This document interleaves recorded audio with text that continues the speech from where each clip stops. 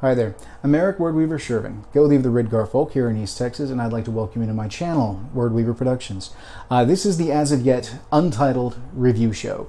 Some of you are probably familiar with my other show, The Raven's Call, by now. If you're not, go watch it.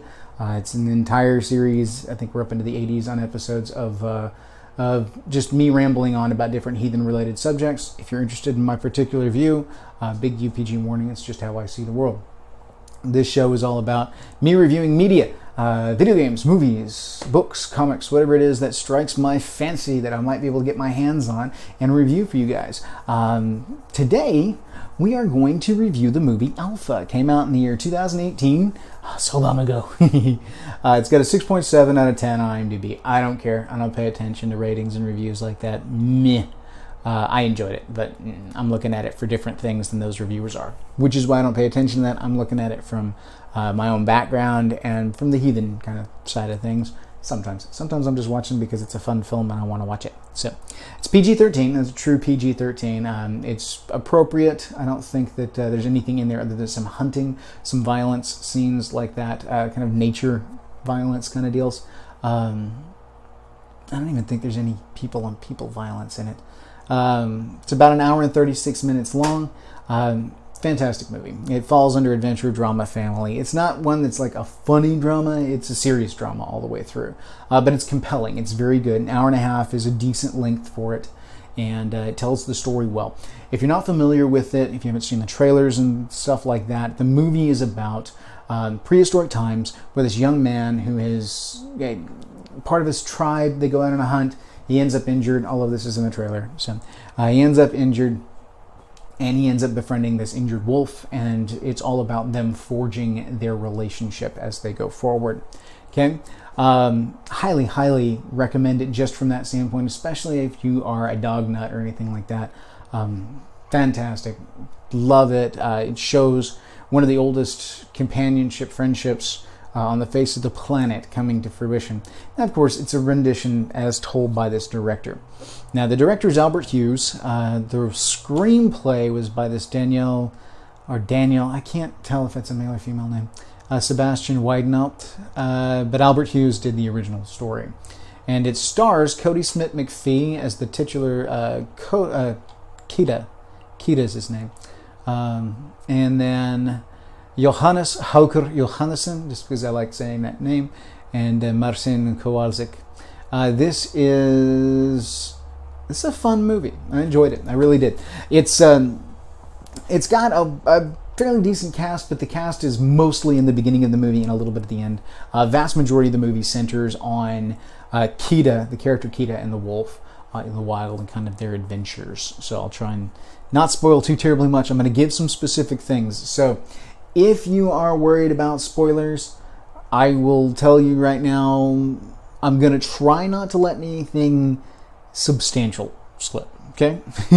There's some minor things that I will talk about simply because in order to talk about the heathen-related elements in the movie, I kind of need to talk about them.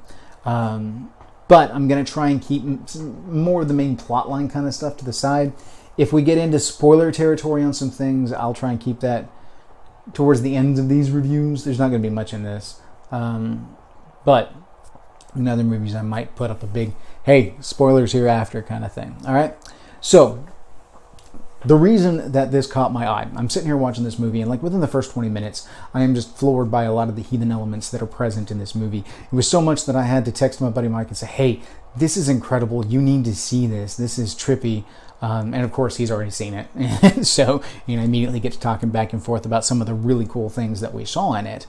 But it's mostly in the first 20 minutes of the movie that most of the heathen elements that I see pop up. And that's really the part that I want to focus on. So we're not even going to get into spoiler territory for the most part. Now, I don't feel bad telling you about some of the opening scenes because it's a thing, You see it, and it's not going to take away from any of the impact of the scene. But if you have issues with knowing anything about what happens in the movie at all, just know this. There's a lot of really cool heathen elements in the beginning, rites of passage, tribal dynamics, things like that. A lot of very specific kind of tribal-esque things that are a focus in this. And you would do well to watch the movie, and you'll geek out on the heathen stuff within about the first 10 to 15 minutes of the movie. After that, it goes to focus mostly on the rest of the movie, the rest of the plot line. But some of the really cool heathen elements are very early in the movie. Okay? So, the first thing that I want to talk about here is in the opening scene. Okay? You end up with, one of the cool things that I love about this movie is that you end up with this hunter-gatherer kind of society, this prehistoric tribe. And I love the tribal element of it. That's what just geeked me out so hard. You get in here and you look at this tribal dynamic, and you see the interaction. There's obviously a chieftain. We see a separation of hunter caste from the rest of the tribe, which is an interesting dynamic to see play out. Now, most of the time, because of experience with Native Americans and things like that, most people get that right in movies as far as the separation of the tribe and everything, but some of how they go about showing that is really neat. Because they start off, now obviously we're in like Stone Age, prehistory kind of stuff, so forging of weapons was done by chiseling down slate or obsidian, things like that, to make the sharpened spearheads and whatnot. So you open up with these boys, this grouping of teenage boys who are obviously going through a rite of passage trying to enter into the hunter-gatherer class. Now, unlike in modern society, where everybody kind of gets a pass simply because you're of age, hey, here's your participation trophy, you're in this, people fail. And, this focuses on the ones that make it kind of thing. And they are poised with a task that they have to complete, a specific task that is then judged by the representatives of the hunter class as to whether or not it is worthy. So this is like a worthing project wherein they are showing a skill set that is applicable to the caste that they wish to join. They're proving that they have the skills necessary to be a part of this caste. And then upon completion of that, they have to go through an ordeal. I'll leave the specifics of the ordeal aside, but it is kind of it's kind of a cliche ordeal in some respects, but I get it, and I kind of explain a little bit of it in the voiceover that goes along with it. But essentially, you get a task that has to be completed, you get an ordeal of initiation, and then they get to join the hunter-gatherer class, and then, of course, you get to see this really cool ceremony, which this isn't any kind of spoiler thing, it's just a function of the transition to go from not hunter class to hunter class. You see their shamanic type character who's done up in the skulls and the paint and everything, and really kind of a cool motif. I like the look of it. Whether or not it's historically accurate, we don't know. It's prehistory stuff. Is it possible? Sure. I mean, for the most part, it was smear the face with grease and mud and things like that, paste that they might have made from plants and whatnot, animal skulls, whatnot. I'm not really worried about the historical accuracy on something like this because it's not. Well, we don't have any way to check that. It's all a what-if kind of imagination thing. So don't worry about that.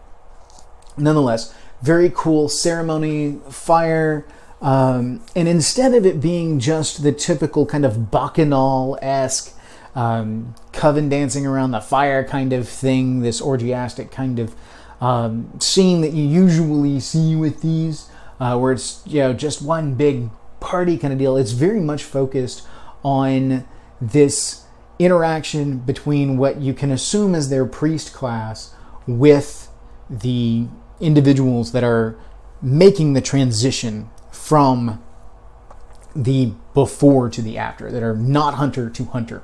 I really like some of the elements that they show here of like elements of like imagery of death, because if you look at some of the things with regards to like manor bones and things like that, when you are transferred from a warrior caste from non-warrior caste into warrior caste, it's almost like a death of the previous self.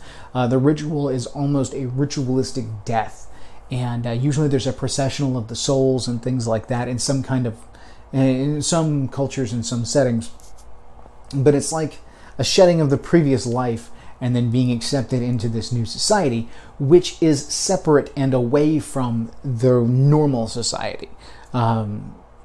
a lot of that comes from Mannerbund, which I'm sure some of you guys are already familiar with, and probably even have better information on it than I do.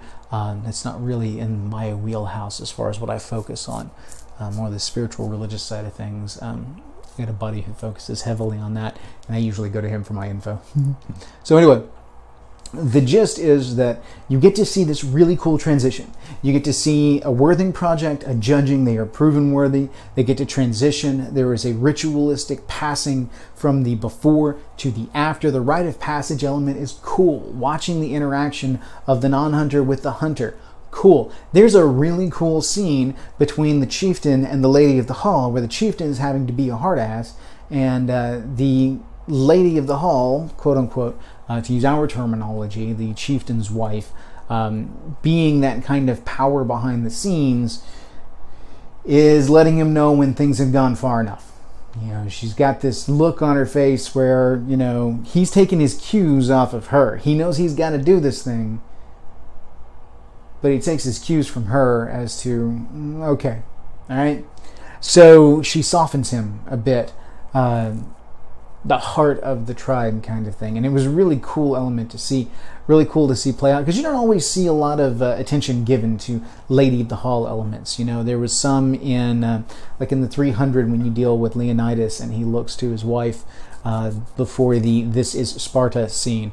If you know what that is, you know what I'm talking about. If you haven't seen the movie yet, then obviously it doesn't mean anything. See the movie. It's a fun movie. But anyway, the gist on this is I loved seeing that kind of interaction, that recognition of the lady of the hall, this powerful female figure who doesn't come in and lord over the husband. She doesn't come in and, you know, disrupt his power. She doesn't take his power away in any way, shape, form, or fashion in this setting, but he looks to her for guidance. And that's the part that really tripped me out, is because that is a key thing there.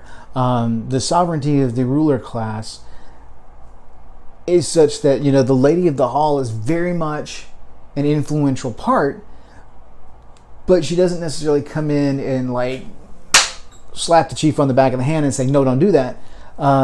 They have this language, and he uses her as a compass and a guide, a grounding measure.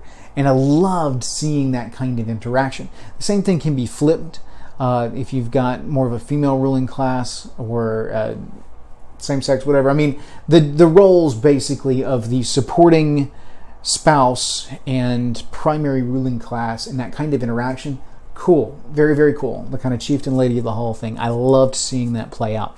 I loved seeing a lot of the way the tribe went about things. There's some pretty rough scenes out there when they're actually doing the hunting, which will show kind of, it explores the idea of the family. You know, dad's ready to see this guy come forward and be a hunter, but he may be pushing the kid too much. Is he not? You know, the kid's got his own kind of take, which sets up the kid's heart and everything for why he can connect with the wolf later on. But there's a pretty iconic scene in there that you'll see fairly early on that kind of sets that standard for the kid, kind of establishes where his boundaries are at with everything. And that's a little cliche in the way they do it, but it is still neat to see kind of the familial interactions there. Because the way I see heathenry going is that it's hearth, then clan, then tribe, then community. That's the order of importance. You know, hearth is home, your roof tree, your individual family, wife and kids kind of thing first, and then comes clan, familial clan, and then comes tribe, the gathering of the clans, and then the community that builds up around the tribe. So it shows an interesting interaction between tribe and his hearth, and those interactions as far as, you know, supporting their chieftain as the chieftain's kid is going through some coming of age growing elements and explores his place within the hunter-gatherer society. Really kind of neat. And then the action is fun. The action's well done. It's very fitting. It's a little off engaging kind of where this is supposed to take place, Some of the animals that they have present in there kind of call into question locale and whatnot, but again, not worried about historical accuracy on those things, because ultimately you could go back, make it historically pitch perfect, and plug in the appropriate animals in these spots, and it wouldn't change the movie at all. It would be fine, you know. So it's a basically hunting the big beast kind of thing, and it's coming of age, all of that, and then it takes a left turn, which is where we end up with the wolf, and then everything plays out after that. I'm not going to get into end of movie stuff because most of the main heathen elements were there at the front. It's a lot of things like the worthing in the transition to the hunter society within the movie. The interaction of the tribe in between each other, the support for one another. It gives you kind of an idea. I like the aesthetic of the prehistoric element because we tend to think of heathenry either in the modern sense where we are now, or we think about it in like Viking era is very popular because that's where most of the media is. That's where most of our lore comes from, is medieval representations of Viking era stuff. And then those things that have survived, Codex Regius, things like that. This really kind of gives image to some of the prehistoric Neolithic kind of stuff. That's just neat. It really is neat, and it's cool to put it into context with that, because you see kind of how this would give rise to this later, and then you see why the tribal interactions from like a heathen element would translate so well to other tribal societies and cultures. So you get to see cool things like how this would be juxtaposed with like Native American or with like Huns or Mongolians, things like that. There's a lot of just tribe is tribe, and the interaction of tribe as far as a tribal society, for the most part, it works. It's just kind of natural to humanity, and so you see a lot of similarities across these different cultures in how they affect tribe, but still it all boils down to tribe, which is a gathering of familial clans around a central leadership for a central goal. Now, in the olden days, the central goal for tribe was obviously survival and well-being. In modern days, the tribes that we build are built around things like common interests, religious practices, things like that. Most of our heathen tribes are built around religious practice being the common denominator, and then develop into a culture of family and hearth. So it's really neat. It really is. So the gist of it all is there's some cool heathen elements in this movie. I really enjoy it. Is the acting absolutely like spot on and smashed? No, it's okay. It's all right. It's not one of those that I would go through and say this deserves an award kind of thing. But geeky heathen stuff, yeah, totally some geeky heathen stuff there at the beginning. So check the movie out. Again, it is called Alpha. Came out in 2018. I got it in as a disc off of Netflix, so I know it's there. I imagine you can probably get it at any major retailer now. I don't think it's streaming anywhere, but honestly, I haven't checked, so I couldn't tell you, and I'm not going to bother putting that up, because by the time you guys watch this video, that whole thing may change, because they roll what's streaming and what isn't at any given time. So, yeah, check it out. So, check it out. Love it. If you guys liked this, please give a thumbs up. If you haven't already subscribed to the channel, please do. Hit the notification so you know what's going on. Check out my other show, Raven's Call. You can check out Weaving Words. I intend to come back to that, but I'm still working on some stuff. That takes a lot more prep. These are just going to be kind of fun things that I throw up from time to time because I enjoy them, kind of deal, So, all right, so hopefully you guys liked it. Hopefully you enjoyed it. And until next time, guys, hail. May your ancestors smile on you.